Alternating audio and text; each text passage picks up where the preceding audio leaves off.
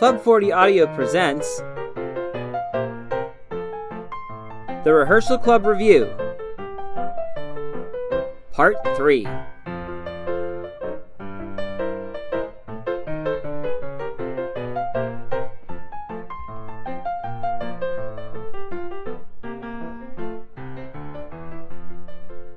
So it seems he just disappeared. He took our money and ran away. So what did you do? What else could we do? We went to the police station and we filed a report, told them the whole story. But they said just what the man at the theater said. Without a receipt and without any leads, there's no way they can catch him. And even if they do, we likely won't get any of the money back. So how are we going to do the show? The show? Are you kidding? There isn't going to be any show. We can't go on from here. There's nothing left but $50, and we probably can't even rent out the Moose Lodge for that. Face it, girls, we are sunk. I don't know how I'm going to explain this to Eric. That was his own money he gave us to put on the show. If his dad finds out he blew almost $200 on a show that isn't going to happen... Mad at you? Why would he be mad at you? You're his girlfriend. I'm the one who lost the money. It's not your fault, Burnie. You were trying to do something good for us. Don't kid yourself, Nancy. I wasn't doing it for you. Not you or any of the other girls. I was doing it for myself. I was being selfish, and I know it. I thought this was going to be my big break, and if it worked out for you girls as well, then that was all to the better. But I wasn't thinking about anybody but myself. I was so worried I was going to lose the reservation. I didn't see the signs. Literally. The marquee was black, and the theater hadn't seen any action in weeks, and if I'd been thinking at all, I would have noticed. And just like the man said, I should have turned him around and made sure I signed those papers and at least gotten a receipt. I was so pleased with myself, and this is what I get for it. I don't believe that for a minute. What? Come on, you aren't fooling anybody but yourself. You had the best interest of all of us at heart. I've seen how you've been working with Barbara trying to find a good number for her to play on the banjo, even though we all know she can't play her way out of a paper sack. You've been watching Jean and I go over our vaudeville sketch, and you made it that much funnier. And let's not forget, you just narrowly evaded being robbed, and only God knows what else. After something like that, I wouldn't have even been able to see straight, let alone have the cognition to try and complete a business deal. So you didn't see the sign. Why should you have been looking for it? You're a trusting soul. That's something to be proud of, not ashamed. Like the man said, chalk it up to experience and get on with your life. Gee, Joyce. I know it sounds corny, but I didn't know you cared. Oh, I don't care. I still think this whole thing was an exercise in futility from the start. But just because you had a dumb idea put into your head by a couple of old Mickey, Rudy, and Judy Garland movies is no reason why you should be beating yourself up for being taken in as a sucker. We're all trying to get into show business somehow. You just tried to come up with a really stupid scheme, and it didn't work. Wow, you sure know how to make a girl feel better, Joyce. Well, if you girls are done with the love fest, I'd still like an answer to my question. How are we going to put on the show? Oh, Barbara, there's no point in throwing good money after bad. It's over. We're done. I'm not going to push for this anymore. Well, I'm not ready to give up on it so quickly. I already told my family about it, and they said they wanted to come up and see us one of the nights we do it. And besides, what's the oldest adage in show business? Never mention the Scottish play? Never work with children or animals. Come in. Oh, good. You girls are all here. Excellent. I had hoped I would catch you all together. Mrs. Minerva, this is not a good time. Oh, are you rehearsing your show? The show is off, Mrs. Minerva. Things fell through and we're not going to be able to make it happen. Nonsense. What makes you say that? If it's a problem with one of the acts, I'm sure we can straighten it all out. Burnie got robbed, Mrs. Minerva. Yes, I heard about that, Burnie. And while I'm grateful you are unharmed, you should know better than to go out that late at night, unescorted. Burnie, I trust you've learnt your lesson, but that's no reason to cancel a show, especially when we've just gone through all the trouble of setting up a venue for you. It's not that, Mrs. Minerva. The theater we were going to... Wait, what? That's what I came up here to tell you, girls. I talked it over with the ladies of the board, and they think it's a fine idea. In fact, if you do well enough, they are thinking about making it an annual event. Mrs. Minerva, I think we missed something along the way. Could you spell it out for us? The board has put up the money for your show. What did you call it again? The Rehearsal Club Review? Ah, terrible name. We should come up with something better. The point is, they paid for 2 nights at the Carl Fisher Concert Hall. They are letting you use it for just $200. And we even have a little left over to help you girls with some light props. Nothing extravagant, but you ladies should have everything you need. You open 2 weeks from Friday, so let's have no more nonsense about cancelling the show. You would make me look very bad if you decided not to put the show on now. I won't have it. Mrs. Minerva! Oh! Mercy sakes, child. I expected a reaction, but not tears. What's happened? Burnie gave all our money to a man named Coleman for a reservation on the Princess Theater, and he ran off with the cash and ditched his apartment. Oh, he did he? Well, we'll just see about that. Burnie, I want you to write down every detail you have of this man, as well as a full description of what happened last night and what he looks like, and we'll see what can be done. But that's for after dinner. Cook has made what looks to be a delicious lasagna for us tonight, and a strawberry tart for dessert, and I won't have any of you missing it.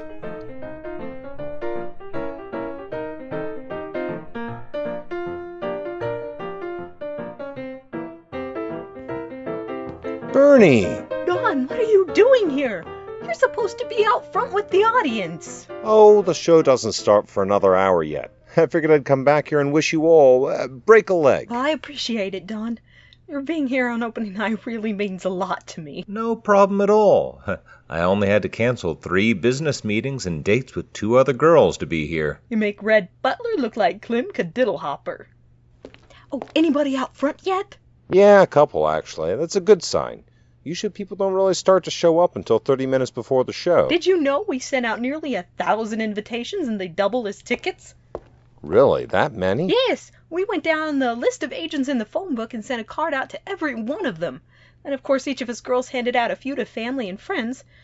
I actually had a stack of them on the counter at the hat check in the tea room and got permission to hand them out with every hat I returned. Good strategy. I hope so. All of them had a +1 as well. That's nearly 2,000 people for a theater that only seats about 260. I wouldn't fret it. You know what they say, if you want 260 people to actually show up, invite 1,000, or something like that. If even 200 show up over the course of all 2 nights, I'd not only be happy, I'd be surprised. Don't undersell yourself and the girls, Burnie. You have all really worked hard on this. No matter how many people show up, I'm proud of all of you. All of us, Dawn?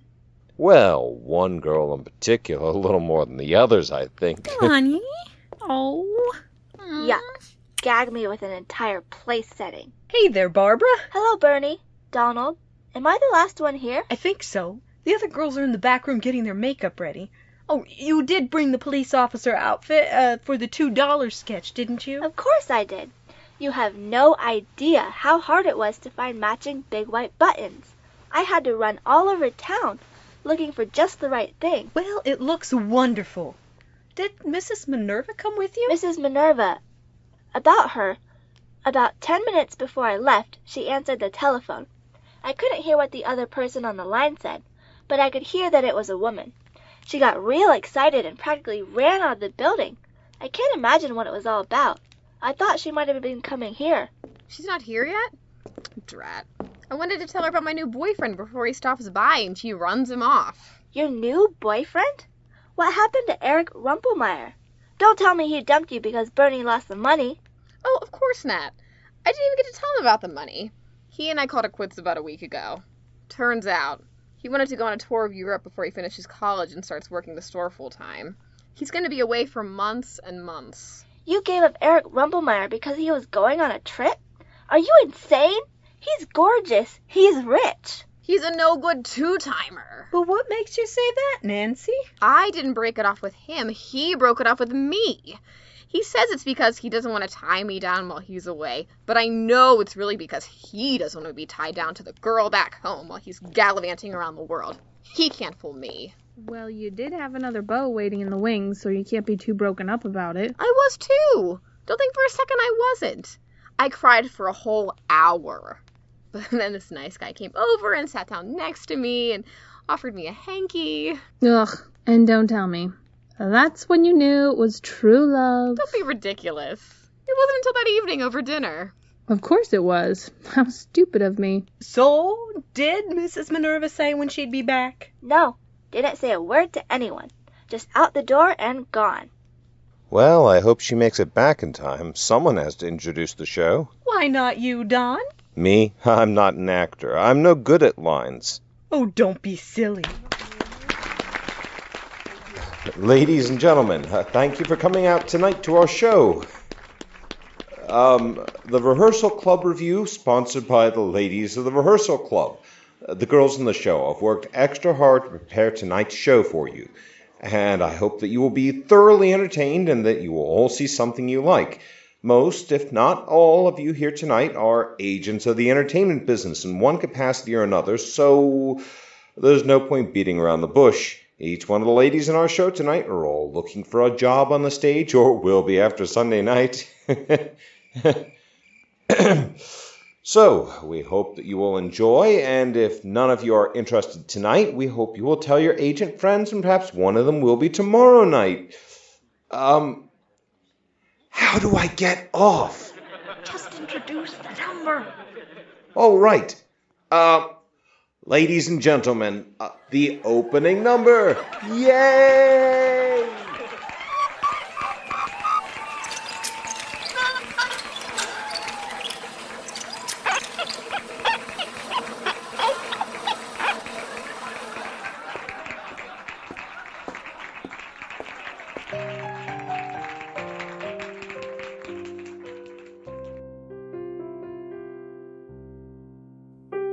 The magic of the past, it doesn't last. Well, that's what people say. Those happy times and silly rhymes quickly go away. But I respectfully disagree. I am here to say those things you thought were gone and lost are here again today.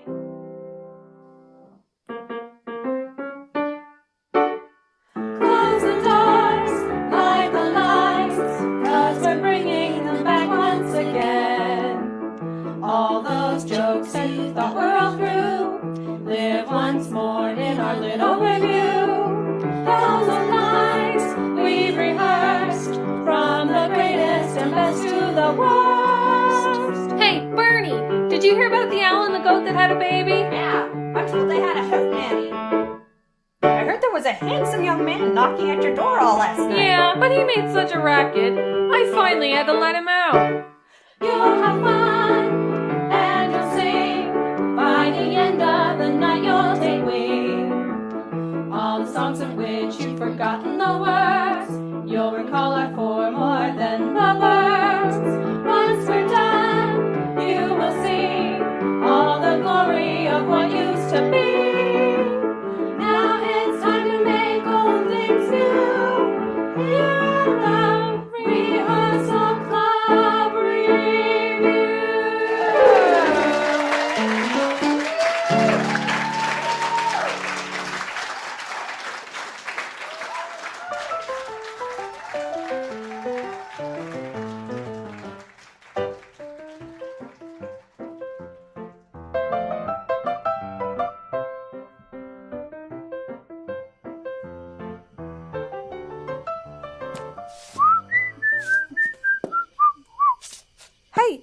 You there!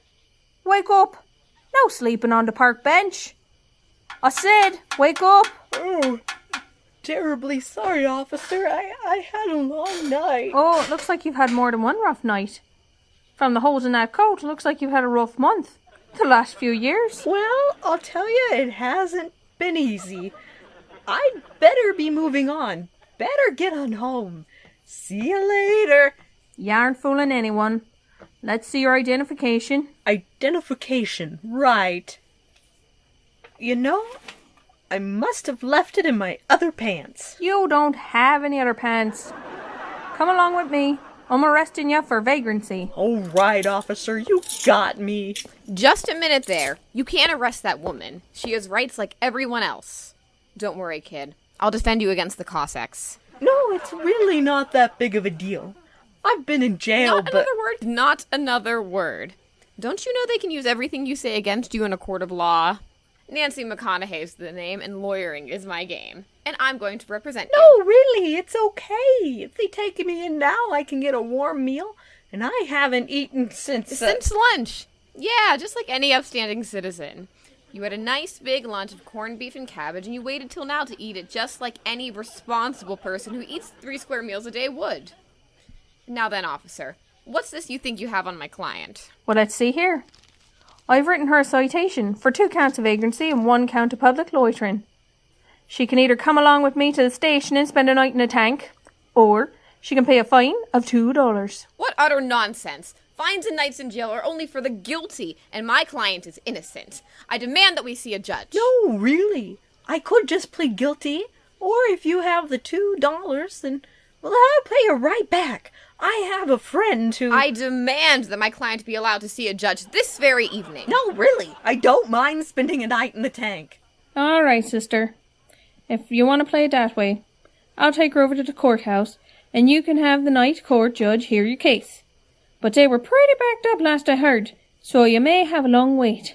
Nancy, would you just pay the $2? No, sir. It's not about money. It's about the principle of the thing. Look, officer, I think I have the $2 in my pocket. If you could just let me get in my pocket, Hi, you come back here! But I didn't! Oh, resisting arrest, are you? The judge won't be happy when he hears that. I'll make sure he doesn't go easy on you now. Come along. Hi! I lost my shoe! Nancy, just pay the $2! Don't worry, kid. I'm going to defend you. We'll drag this thing to the Supreme Court if we have to. That's right. I'll drag this thing through the soup.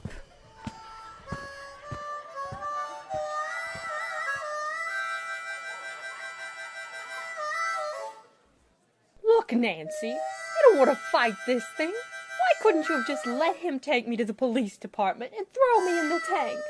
I could have had a nice sandwich or something. Now we've been sitting here for almost 6 hours and I still ain't had nothing. I could have had a nice bed or even a flat board to sleep on. I've made do with less. We could still get out of here if you just pay the fine. It's only $2. You don't get it, do you, kid? Leave it to me and I'll make us both famous. You'll not only be acquitted, we'll have the state paying you money. Burnie Vanderhoff, you have turned down the repeated attempts of this court and the police to be lenient on your behalf, and I believe that you are deliberately attempting to waste this court's time with a frivolous case. I won't have this kind of behavior in my courtroom. I won't stand for grandstanding. I find you guilty of all charges and a further charge of contempt of court. Honestly, Judge, I just wanted to pay the $2, but this woman, Nancy, she... Your Honor. Yes, Officer Joyce. Oh, yes. Really? She did, huh? Well, that settles it. Well, Miss Vanderhoff, it turns out that when you were being arrested, you resisted and put up a fight with Officer Joyce here, and in the tussle you lost a shoe. Honestly, Your Honor, I wasn't resisting. I was just trying to... Silence! We've just received word that the shoe you left behind tripped up a horse and buggy that was passing through the park. The horse broke loose of the cart and trampled several fruit stands, as well as a balloon cart. Part of the balloon cart was attached to a number of balloons, which took off into the air and landed on a police officer. Thus, you are being charged with assault and battery of an officer. Furthermore, when the horse made contact with your rancid shoe, he contracted hydrophobia and now has to be put down. So, this court finds you guilty of willful destruction of property and financially responsible for all damages caused by your actions, as well as the intentional mistreatment and slaying of a beast of burden. You are hereby sentenced to 15 years in prison and a fine of $15,000 in addition to the cost of the repairs and replacements to be assessed later by the Treasury of Sassafras County. Take her away. Nancy, pay the $2. Take her away. Next case. Don't worry, Burnie. We'll get this all straightened out. Nancy!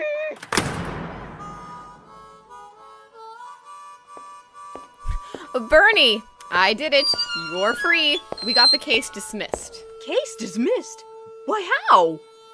I got the horse owner to admit it wasn't your shoe that caused the accident.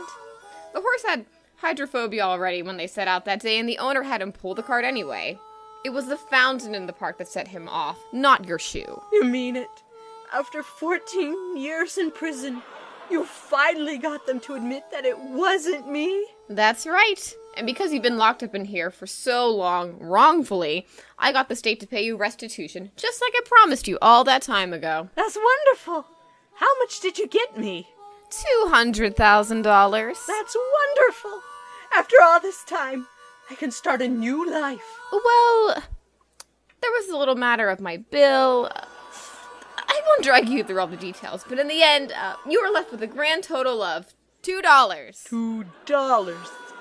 $2. Isn't that wonderful? $2. That's all you had to pay in the first place. $2. And instead, the state is paying it to you. What a lawyer you got. I'm not leaving. What's that? Why? You're free now. I'm not leaving because I know they're just gonna throw me right back in here. Now, why would they do a thing like that? Because murder carries with it a life sentence. Well, that's just silly. Who are you going to... $2. Pay. Burnie? You could have paid the $2. No, Burnie, stop. Pay the $2. Pay the $2. Pay the $2. Guard! Guard! Help! Pay the $2.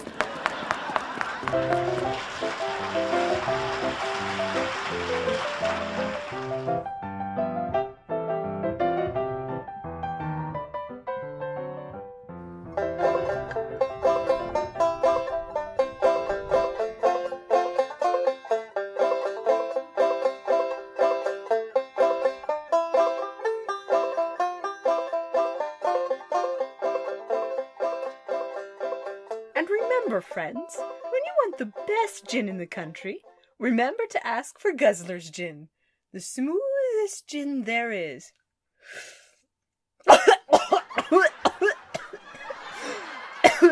Smooth. Drink a little after dinner. Drink a little before and you won't need any dinner.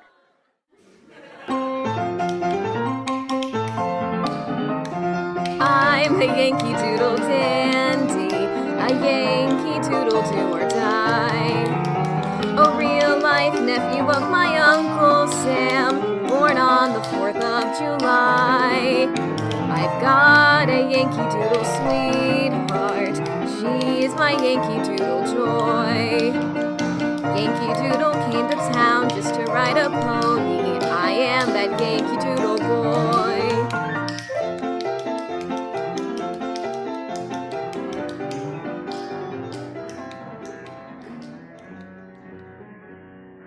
But, Grandmother, where shall we go?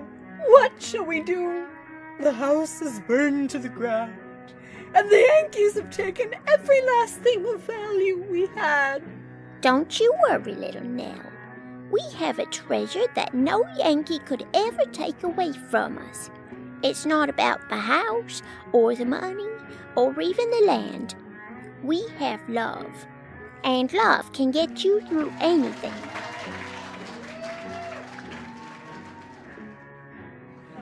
Excuse me. The great thing about Guzzlers is it comes in 2 sizes. Get the college size, and you'll always be in a class by yourself.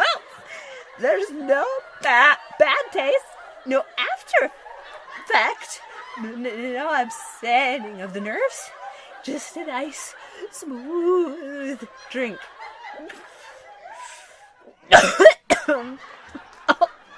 Why didn't I take the grape nuts program?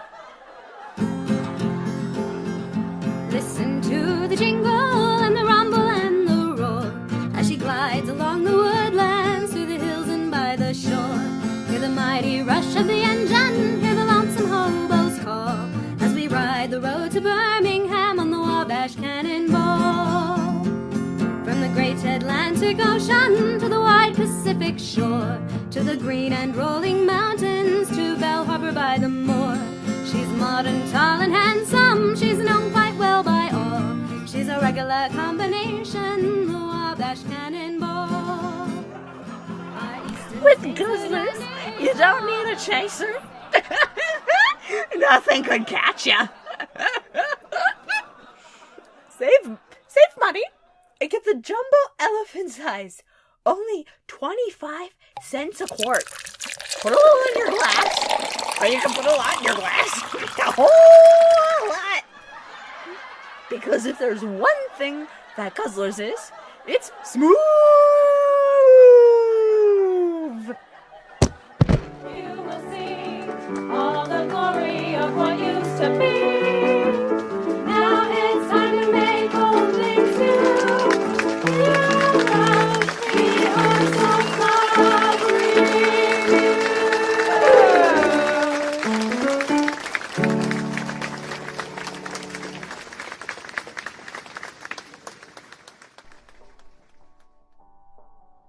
Well, there you go. 2 nights down. I just hope it does one of us some good. If nothing else, Burnie, we had a good time. And I, for one, was glad to be a part of it. Hear, hear. Here. It was okay. It wasn't exactly Oklahoma, but I've seen and been in worse. Thank you, Joyce. You are always a ray of sunshine. It was a good idea to put all our contact information in the programs. Oh, I doubt they'll use it. You didn't see the trash cans last night overflowing with programs. All it takes is one. I just can't believe Mrs. Minerva missed both shows. I thought for sure she'd be here for the second, at least. Everybody decent? Yeah, come on in, Don. We're all dressed. Girls, I think you better come out front. There's something you ought to see. Well, Burnie, is this him? Hey, you crazy dame, take your paws off of me. All right, Mrs. Minerva, no need to manhandle him. We've got him. No need, my foot, Officer McKinnon. We had to haul him all the way back from Tennessee, and I'll be hanged if I let you let him get away now. Well, Burnie? Yes, Mrs. Minerva.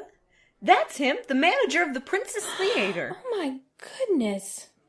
What in the world? However did you find him, Mrs. Minerva? You didn't think I was just some old biddy taking care of a bunch of girls in a sorority house, did you? I used to work for the Pinkertons, and we never sleep. I have connections and associations all across the country, which is why you girls better never cross me. Well, explain yourself, you ruffian! Well, you see, it's like this. My wife and little You don't baby... honestly expect us to fall for that again, do you? Well, Tell the truth. My dear sweet mother, who lives in Tennessee, was dying of... All right. I was bilking everybody. I charged double when I was supposed to for tickets and for rental of the place. I hadn't paid the taxes or the power bill in months, and I lost all the money I had playing craps. I knew the heat was getting ready to bust in on me, and your $250 was exactly what I needed to get out of town. I didn't mean anything personal by it. There you are, officers. You've heard his confession. Now take him away. All right, boyo, come along. Real easy and quiet like. Well, girls, I'm sorry I missed the show, but I hope it all went well for you. Quite well, Mrs. Minerva. Well, that's good. I doubt you'll get that $250 back, but at least now he's been brought to justice. Burnie? Oh, Mr. Atkinson. Hello. Were you here for the show? Yes, I was. And I have to say, it was quite entertaining, all things considered. Thank you. That's nice of you to say. What exactly was happening just now, if I may ask? It's a long story, Mr. Atkinson. I don't know how interested you'd be. No problem, I understand. Perhaps you can explain it to me later. Later? As in, there's a possibility of us talking later? Oh yes, definitely. Unless you have a better offer, I'd love to represent you. Really? Absolutely. Not only do I think you are a talented young lady who has a real possibility of going somewhere, but you actually took my advice about putting on your own show. How exactly does that prove she's worthy of a contract? Well, Miss Joyce, is it? Yes, that's right. Well, Joyce, I must tell 20 people a month to put on their own show and call me out to see it, but no one has actually taken it to heart before. They all think it's some silly pipe dream or come up with a million excuses why not. They listen to their so-called friends and family members who tell them it's impossible and that no one will ever come. They don't take the action that Burnie and you girls have, and as a result, they get nowhere at all. A rolling stone not only gathers no moss, but it can be directed. If more people would just get out there and do it, instead of sitting around griping about how unfair the world is, a lot more fairy tales just might come true. Thank you, Rogers and Hammerstein. Something akin to that. Excuse me, which one of you ladies is Nancy Millhaven? That would be me. Oh, excellent. I've been attempting to see you for some time now. I'm Kevin Nelson. I'm an agent. I've been trying to get hold of you since I saw you play Ado Annie in that little production of Oklahoma and New Jersey. You have? Well, you haven't contacted me. I'm sure the manager of that show would have given you my contact information. Oh, he did, but every time I tried to call, the phone number was busy. Ethel, always on the phone. I told you we needed a second line. Then I tried to come over to the rehearsal club and talk to you a couple of times, but that Nazi of a den mother wouldn't let me get a word in sideways. Apparently she thought it was a suitor of some kind. Well, if he would have made his reason for being there clear, it wouldn't have been an issue. Well, I'm here now, and I want to represent you. Honestly, you are pulling my leg. Not in the least. I mean every word. I'll do it on one condition. Are you crazy, Nancy? You have to agree to represent Joyce as well. Nancy, no. Well, I don't know why. Why would you say something like that, Nancy? Because I want Joyce to at least see that this was not for nothing. And maybe in the future she'll learn not to poo-poo other people's ambition. Because in the end it just might benefit her too. Well, I'll certainly give it a try. But I have something lined up for you, Nancy, that I think you would be perfect for. You still have to audition, of course, but I think it'll be a cinch to get it. That reminds me, Burnie, I have something for you as well. Actually, I told them about you, and they'd like to see you as soon as possible. It's a little off-Broadway, but it's a great place to start. Oh, great! What is it? It's some sort of fractured fairy tale, a musical takeoff on The Princess and the Pea. They don't have a title yet. But I haven't told you the best part. Do you remember who was calling just as you were leaving my office the other day? Do I remember? It was only my favorite Broadway director of all time, George Abbott. George Abbott. You don't mean to say that. Yep, he's directing it. And I've told them about you, and they want to see you. Well, I'm speechless. Just the chance to audition for George Abbott. It's a dream come true. Well, don't get yourself too wound up yet. You haven't gotten the part. But I have a feeling about you, Carol. Carol? I thought your name was Burnie. Oh, I forgot. You didn't move in until after we started calling her that. Burnie is just her nickname. We call her that because her last name's Burnett. It's Burnett. My name is Carol Burnett. Barbara, you can play the piano, can't you? Yes, of course. You'd know that if you had come to the shows. Don't be impertinent. Well, here then. Play this. Key of E. Carol, if you would.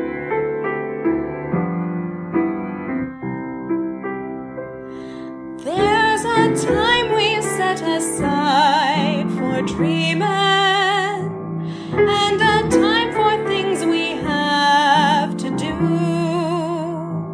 But the time I like the best is any evening I can spend a moment here with you. I'm so glad we had this time together, just to have a laugh or sing a song. Seems we just get started, and before you know it, comes the time we have to say so long. I'm so glad we had this time together, just to have a laugh and sing the song. Seems we just get started, and before you know it, comes the time we have to say so long.